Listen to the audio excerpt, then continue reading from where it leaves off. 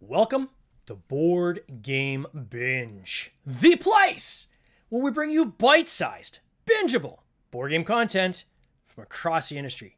I'm your host, James Staley, and in this episode, we're chatting with Luke and Kyle from Savage Gamez, a father-son design team who are the creators of Craft and Conquer Medieval, a strategy board game that is currently on Kickstarter. Gentlemen, welcome to the binge. How you doing? Hey, good. How you doing? Welcome to you too. Thank you very much. Oh, it is great to have you guys. So this is a father-son team. I think this is maybe the second kind of father-child team I've had on the podcast. So it might be the third. I don't know, second or third. But I always get excited when I can have a dynamic duo team like this. It gets me pumped. As many people know, with Tin Robot Games, which is my company, my design partner is my sibling. So this whole family dynamic, I just absolutely love. I can totally relate to, and I can't wait to spend the next 30 minutes with you guys. So let's start off first. Let's get into how long you've been gaming. So just before we went on air, I was asking Kyle, I said, what was the first game that you played with Luke? Do you remember? And what was your answer? Shoots and Ladders and Candyland. Candyland and Shoots and Ladders. That is going back. My gosh. I know a lot of people often say, Catan, I started the hobby with Catan or whatever, but you guys are going like right back to like. Oh, yeah. It's, I grew up with games and I passed that on to my children at a very young age, probably 4 or 5 years old. We were playing board games. Oh, yeah. Now, do you have a large? Is it just is Luke your only child, or you have other kids, or? No, we have other kids as well. Yeah. So, and I come from a big family, and I was raised the same way. I played a lot of games. Yeah. I continue to play cribbage with my 94-year-old mother right now. Oh, that's amazing. Yeah, we still do it. Cribbage. Yeah, I learned from my dad. I remember when I was like 6, he was teaching me how to play chess. And we have one of those families as well with lots of siblings playing games our whole lives.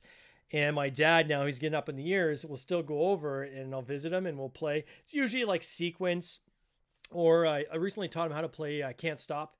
So, it's simpler games now that he's kind of getting up in the years, but you still have that nostalgia of back when we were kids and sitting around the table playing games with them. And, when you grow up playing games and it's an integral part of the family, I got to imagine that this is something that you guys are playing quite often. Luke, how often are you playing games with your siblings? So I mean, the thing is, I grew up playing board games with my siblings all the time. I mean, we did those you're probably familiar with it, those midnight Monopoly games that you pick up the next morning. Yeah. And we did those quite a bit. And then as we grew up, I started playing in my teens, or I guess early 20s, Zombicide was a huge, I'm a Zombicide fan. I actually got my dad on board with it. And so him and I love it. We have how many different versions of Zombicide? And so I play a lot with my dad, not as much with my siblings. They're, everyone's got families. They're all out and about doing their things. But I've kind of stayed localized close to my parents. And so we've had a lot of time together. Board games have just been that, and video games, I have to say. I think I'm split. So this is obviously like a side gig for you guys. Are Kyle, are you retired, or are you still working? Oh, no, or I wish. No, I have a full-time job. Oh, nice. And then have you guys been able to take any of your kind of like daytime work and inject any of your skill sets into the whole hobby at all? So my background is architectural and engineering. Oh, wow. So some of that knowledge that I've gained over the years, plus playing different games and the mechanics of different games, and a lot came from Luke with his game playing experience over the years. We felt that some of the mechanics that we really enjoyed in some of these games that we'd like to incorporate in our own game. So, yeah. What were some of the games that you liked best that really inspired kind of your journey? Yeah. You know, we played a lot of Risk. Risk was kind of cool. Yeah. Stratego was kind of cool. Yeah. Um, let's see. Later on, we got into the zombie side, Yeah. and stuff like that. So yeah, Star Wars X-Wing. Star Wars X-Wing Oh, wow. we played. Okay. So yeah, a number of different mechanics, and just learning from other designers and creators. You know, it's just great. It's a great community out there to really learn from other people. It is an amazing community. You know, this is one of the only industries where you see so much cooperation between people who are technically competitors, right? That are trying to do their own thing. But I think it's kind of like, I've used the analogy of beer in the past, right? Somebody says they don't like beer. Well, they haven't tried the right beer because there's so many different types out there. There's got to be something for you. And I see board games very much the same way, as that, you know, there's so many different iterations out there that your audience is going to be completely different than someone else's audience. Exactly, and those two audiences may never intersect, right? Mm. Yeah. But they might have a giant board gaming wall that's filled with all the same games. That's true. And so what led kind of some of your desire to create your own game? Because that's a bit of a leap, right? Like, creating games is kind of a weird thing when you talk to people outside the industry. What made you want to kind of take that leap and say, you know what, not only do we enjoy games, but we think we can actually probably make one? Sure. So I'll give you my part, and then Lucas can chime in Yeah. after. I was actually I lost my job in 2020.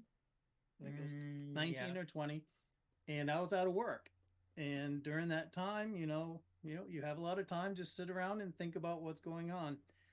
Luke was had some changes as well going through, and then he had a light bulb moment on Thanksgiving, and I'll let him take it over from there. So we were at my uncle's house, my aunt and uncle's house, and his oldest sibling, his oldest kids were there, and we all spent, Thanksgiving evening together, and all of a sudden, my oldest cousin, he's like, "Hey, have you ever heard of the game Feudal?" And I was like, "Feudal? What's Feudal?" He's like, "Well, it's kind of like Risk, but it's really old. And come to find out, it's like a board game from 1967. Like, it's past there, but it has this similarity to a mix between chess and Risk. And these pieces that are kind of like Risk pieces, horsemen or something, but they move in that chess style gameplay where certain pieces can move in certain patterns. And so I was like, this is super intriguing. Well, I was also kind of teetering on some jobs that I was struggling with. I worked for FedEx for a time. I would never recommend it unless people are really interested in it. Just saying. I'll leave that there. Not a plug for FedEx. Not a plug for FedEx. No, definitely not. But anyways, so I was looking for something else, being creative, trying to look for something that I could do. And with Dad, unfortunately, losing a job of 35 years. Yeah, 35 years. So it was a big hit for them. And so I was like, "Hey, Dad, I have an idea. Why not make a board game?" My dad's always been the one. I remember growing up, Dad would have these, "Hey, I have this $1 million idea." Now the thing is, I'm gonna be honest. Some of those ideas actually came to life with somebody else. Yeah. So it was like, you should have pounced on it. No.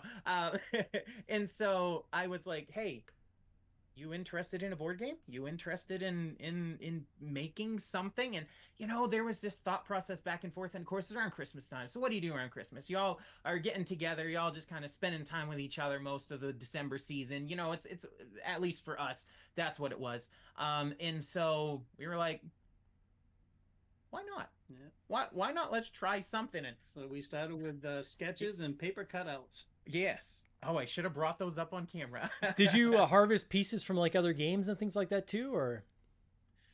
Well, for our prototyping, maybe a little bit, but we went so unique because so when I mentioned I also like video games, I'm a huge strategy gamer. My uncle invited me and my brothers to learn StarCraft back in the day. In StarCraft, 1990s game, and I grew up playing strategy. And so, civilization games and Total War games, those are all computer, but they have a lot of these board game style elements because a lot of them are turn-based. So, StarCraft is more of a, all linear strategy, not turn-based, but, and so when I approached Dad and was like, hey, do you want to create something? A strategy just fills my head because I love strategy. I love, strategizing, planning, getting your troops, moving them forward, that sort of stuff. And so it ended up being, um, I want to say the first rendition was something to do with walls on a square checker like board. And you try to get your pieces past the wall. It's just, hey, it was an idea. Yeah. Definitely not what our game is now by far. It changed along the way, but Sure it was over a 3-year journey. Oh, We wow. started over 3 years ago. Yeah.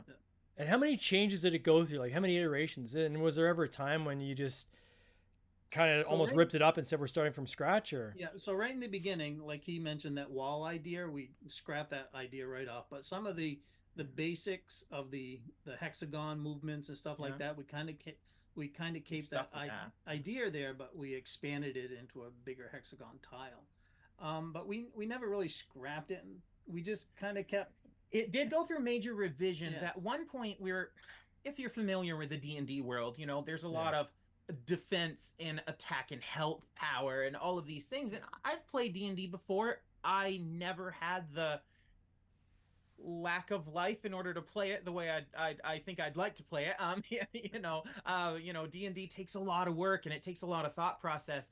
And so and to be honest, we're in Maine. Maine doesn't have a huge board gaming segment. It doesn't. D&D segments are kind of more personalized. They're small groups that you don't know about. You never know that it exists kind of idea. And so I never kind of got connected with anything D&D related. But we had ideas of like, oh, we could do this with our soldiers. We knew we wanted soldiers. We knew we wanted it to be medieval Arad. And so Arad, how do you say era in the past? And so we were like, okay, medieval, yes. Walls, no. Something to do with towns, settlements, cities, something. Resource gathering, because I've played Catan quite a few times. The funny thing is, I don't own a copy myself. We played others. We've played everyone else's versions of Catan, exactly.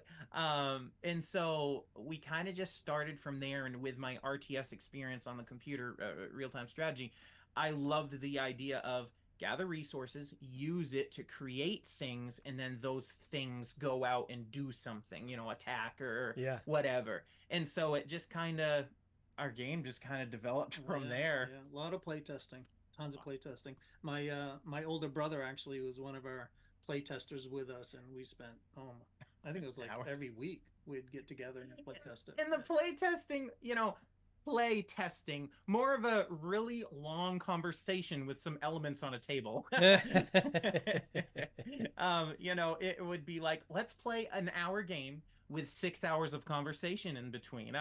That's pretty much what most of those sessions were like. What is the playtime for the game? Good question. So we have played games in as little as 20 minutes. Oh, wow. Okay. You can. That's being very familiar with the game. I would say for a new player playing a 2-player game, it all depends. So our game has a unique function where you get to change the time of your game based on how many objectives you want to go for. So it's just objective cards. And these cards, you can say, okay, let's try to get to 5 objectives. The first one to 5 objectives, that starts the very last round. And then from there, you add up your points. Simple as that. But if you want to play a really short game, all right, let's just do 2 objectives, just the first one to get 2 objectives. The last round happens, and then, there you go. And so the game can be played in as little as 20 minutes or as much as probably 5 hours if you'd want it to. Yeah. Oh, wow. We've done 20-minute 2-player games. We've also done 2-hour 2-player games. Oh. It all depends. It really all depends on how familiar and how you want to go.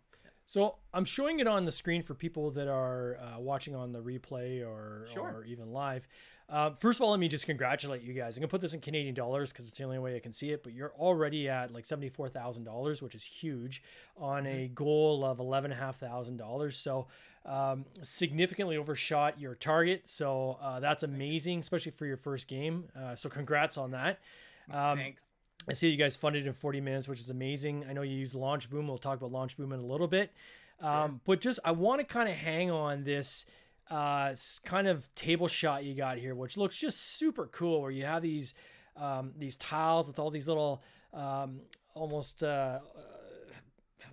beehive pattern, for lack of a better kind of description of the tile has like all these little hexes on it, and then those massive tiles connect to others. So it looks like it can be built out into a larger board depending on player size. But certainly with the minis and kind of the starting setup, I think you guys have done an amazing job here just for the table presence alone. Is this something that you guys designed yourself, or did you bring an artist in, or how did you create the artwork for this? So I'm a graphic designer. Wow. I have been graphic designing for probably 20 years now. I started when I was in my teens. I actually did a graphic design diploma course when I was going through high school. And I was homeschooled, which honestly was pretty cool. You know, pajamas until lunchtime and then you're done schooling. Anyways, that's the side note.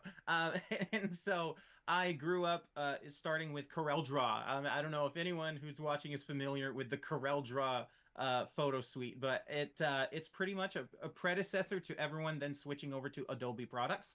And so even though Corel Draw still exists, I'm primarily on Photoshop now. And so I have been very familiar with the whole Adobe Suites program system. And so I've pretty much designed most of this myself. We have outsourced a couple of designs. Like, for instance, I'm terrible at artwork with characters. Like, I can't do people. Yeah. And so we outsourced the people artistry, and we did outsource the 3D models just because I do work in 3D, but again, I'm terrible at characters. And so we decided it would better suit our time me doing other designs instead of trying to work months on a single person. You know, and so our design, all the elements, all the ideas, it never started as those right there that you're seeing now, those hexagon tiles. Yep. Those are the second iteration or third iteration. Originally we wanted our board to be a giant hexagon, you know, and the thing is, with the way we designed it, with 1 inch hexagon, a 1 inch hexagon space, it was going to be almost 3 feet by 3 feet. It was huge. Yeah. And so we were like, okay, how do you split this up? Originally, you can cut an hexagon into a pie-shaped pattern, you know, six equal triangle sides kind of idea. And it's just going to be, you know, hexagon staggered siding, you know, so that it all fits together. But then we realized the box would be absolutely ginormous. And so we were like, I'm holding up right now one of our tiles, but you know, it's 8 tiles wide by 7 tiles long, seven hexagon spaces long, I should say. And it's shaped in just a bigger hexagon. And so at first we wanted to have a nice symmetrical pattern board, much like everyone else, a square board, a rectangle board, something like that. But then we thought we wanted the modularity of, with our original board, you could take those 6 triangle pieces and you could swap them around. But we thought, how cool would it be to take 14 of these smaller hexagons and just kind of twist them, turn them, they're double-sided, so you can put them any way you want and just make up your own board. And so literally on our manual, we actually have, you know, the recommended layouts in our manual, and then we have alternative layouts, which just shows a bunch of different patterns of just different ways you can put it together. So it makes it like you're almost like playing a new game every time. How many combinations is there? I'm sorry? How many combinations can you do? It's endless. It really is endless. So our tiles are double-sided, so you have different graphics per tile, and yeah, you just... And you have field and water and trees and mountains on mountains, different spots. Absolutely. We even introduced rivers, which actually take up a whole space, and so they're big rivers with these giant bridges that cross them. So, you know, there's so many ways of like creating. We created this idea that, okay, players get to place down the tiles as they want to. So maybe you take turns, or maybe you just all decide, hey, we want it to look like this. But if you take turns, you can strategize. Ooh, I want this tile, and I want to use the side B, and I want to put it close to my area because that's part of my kingdom where I get to lay stuff out, and I want these mountains to block any oncoming enemies from you know. So there's can be strategy involved inside of it. A lot of thought behind it. Yeah. And then these starting tiles. So is this like wood, or what is this, like this thing at the end that the cards slide into? Yep, they are. So it's pretty much a same game tile, but this particular piece is a 5 millimeter thick wood sheet. That's pretty much just glued right onto it, press fit. And it has these slots on it, and these slots is where you can place all of your objective and action cards, and Oh, that's kind of cool. faces toward you. So it's kind of like a card holder built into the board itself. We are working on, or had worked on, externally connected or alternate player trays, if you will. Player trays, yeah. To It was collect your resources and stuff in them. it was going to be a stretch goal. We're not quite sure we're going to get there in this round, but we hope. And then what I'm looking at, you've got a good kind of graphic on screen here that explains how to, different roles and how to play the game. Can you walk us through, kind of using some descriptive language, kind of the essence of how someone would play this game? Like, what's the basic approach for this game? So you start with faction cards, which tell you who you're going to play as. They're asymmetric, so they might start with a little bit of different types of settlements, a different type of a soldier, and your starting resources. Normally, it's like a craft point and a couple coins, few coins. And so then you gather all that up, and then you start laying out your board. The players choose. They choose how they want to lay out the board. So they lay out the board, and then you deal out objective and action cards. You get 3 objective, 2 action cards, and that's your starting hand. That everything you get, that's how you start. And so then you pick where you're going to start with your player tile. So this player tile I'm holding up, you go ahead and place that on the edge, connected to, it has to be exactly 2 game tiles connected to it, no more, no less. And so then you go ahead and start setting up your kingdom, if you will, by placing your settlements, placing your peasants on your settlements. And so then you see who goes first. Normally we have just a roll. Person with the highest roll goes first. Yep. You could always do something fun. I'm sure there's a bunch of house rules people love to use with that sort of thing.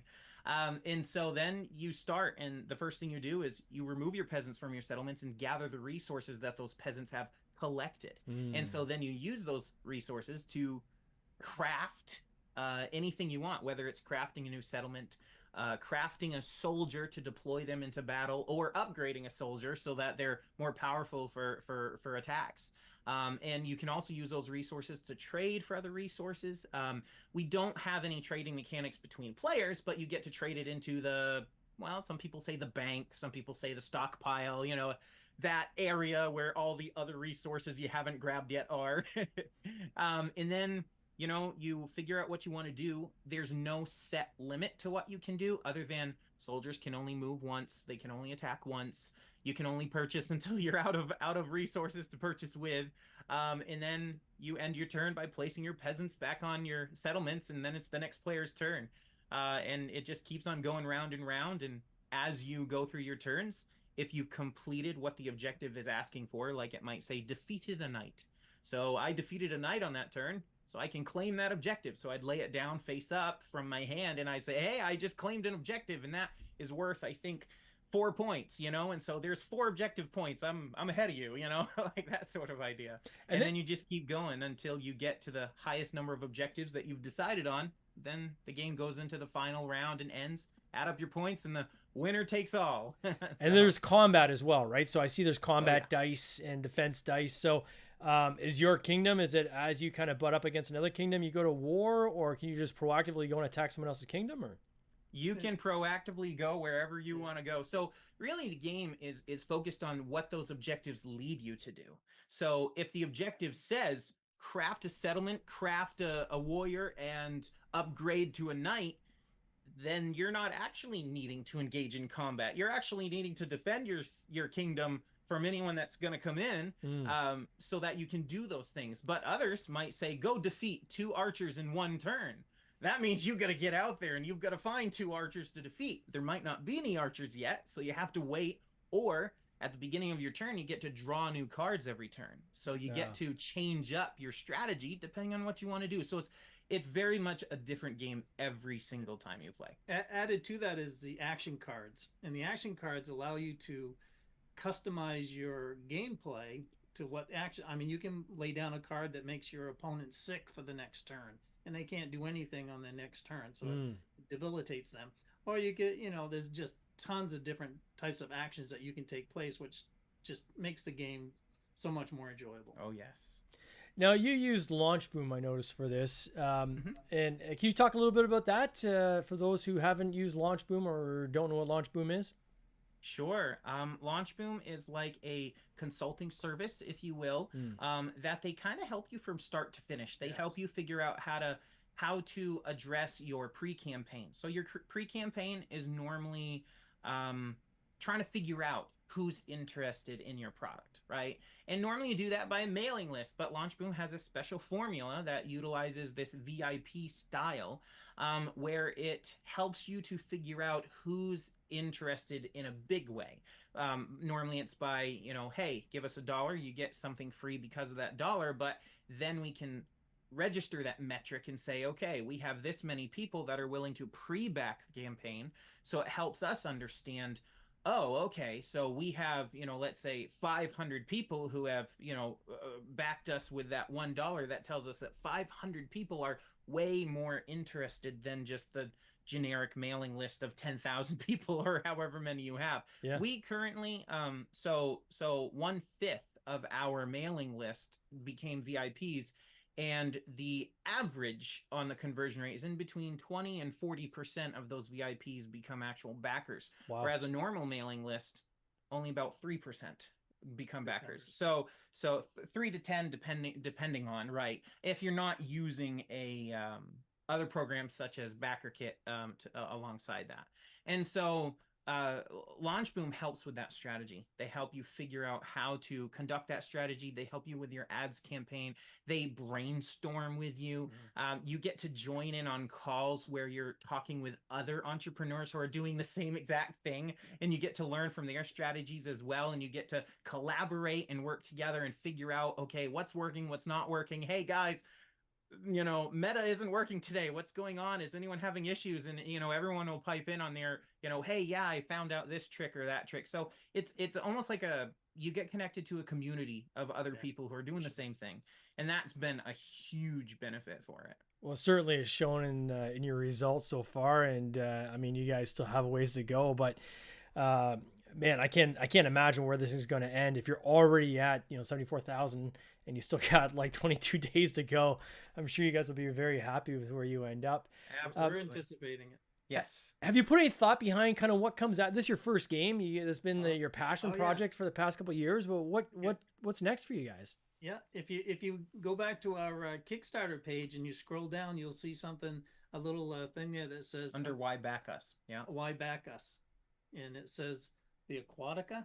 Yeah. So our desire is not just to have a one and done scenario. We want to provide an ecosystem board game where it's always growing. It's content that everyone is on board with. People love that battle strategy. That turn-based is the board game thing, right? Mm-hmm. Everything about board games is normally turn-based. There are a few that aren't so much, but that's really what people expect in a board game. And so we wanted to fully utilize, okay, how could you turn-based and make it growing, always expanding? And so we have this idea of like, you might be familiar with Minecraft and the idea of biomes, right? You have all these different, swamps, and you have desert and the mountains and the snow. And so that's what we kind of wanted to do here, where you have new versions of the game. So Craft and Conquer Medieval is our first game concept. And if this goes as well as we hope it's going to continue going at, the next game is going to be Craft and Conquer Aquatica, which we're already starting to work on the preliminaries of, and it's going to be a completely different, more fantasy styled factions, and those factions are going to be lizard based, as you could see from the little imagery there. And so we want to do that where they come from the sea and swampy lands, which are not in Craft and Conquer Medieval right now. So you'd be able to buy Craft and Conquer Aquatica in the future, hopefully, as a standalone game, or you could completely mishmash the two together and say, you know what, my friend's got the Craft and Conquer Medieval copy and I've got the Aquatica copy. We want to come together with 8 players and we want to do this big giant campaign where these lizard people are going to go up against the medieval people, or so there's all of this growing expanse, and we have thoughts of like, maybe major IPs get involved at one point in the future. Yep. We've thought of, okay, it doesn't have to stick with medieval concepts. What if they're space marines somehow well balanced to go up against medieval people and somehow it works? Like you could mix and match the game tiles and the objectives, and it would create something that I think could have huge potential to just grow and grow upon, because I'm a huge fan of growing the same environment, not recreating it over and over as these meme type of things, but actually giving a quality environment. I was always a huge fan of the concept of HeroScape. Never played it myself, but it was a huge game back in the 80s and 90s, or 90s, I guess. And I think actually it's coming back out, if I heard correctly, in the next year or so. And so it's that same concept where you can build the environment, but we didn't want to go with all these 3D plastic pieces that cost an arm and a leg. And our environment tiles are super cheap. I think our one of our add-ons is the environment tile, and it's like, $20, $17, I think we put it at. And that's for 8 more environment tiles, desert and snow. And they give you different effects when you're traveling through them. And so we wanted to build this. Yeah, it's flat. It's not 3D, but it can expand. You could technically buy as many copies as you want of the game and smash them all together. And you could have 16 people playing if you really wanted to. It wouldn't really change the game other than the limited number of colors maybe of players. Yeah. Well, it's cool to hear the vision, the long term where you see this going, and it certainly can I think speak to the quality you've built up here so far. For those who want to check out this campaign, I will put links in the show notes. Also, you could quite frankly just go to Kickstarter and type in craft, the ampersand, and then conquer, and it'll bring you there as well. But we'll find multiple ways for people to find this game. Again, I want to congratulate you guys already on where you've landed so far. The sky's the limit, looks like, on this. And I want to wish you all the best in this coming year. We appreciate it. Thank you so much. No worries, guys. You take care. Cheers. You too. This has been an episode of the Board Game Binge podcast, hosted by James Staley, produced by James Staley and Mike Bruner, with original music by Nick Smith. If you would like to watch these interviews live, simply subscribe to our YouTube channel, Board Game Binge, and you'll get access to live interviews, giveaways, and interesting board game content from across the industry. I can't wait for you to join us. See you next time.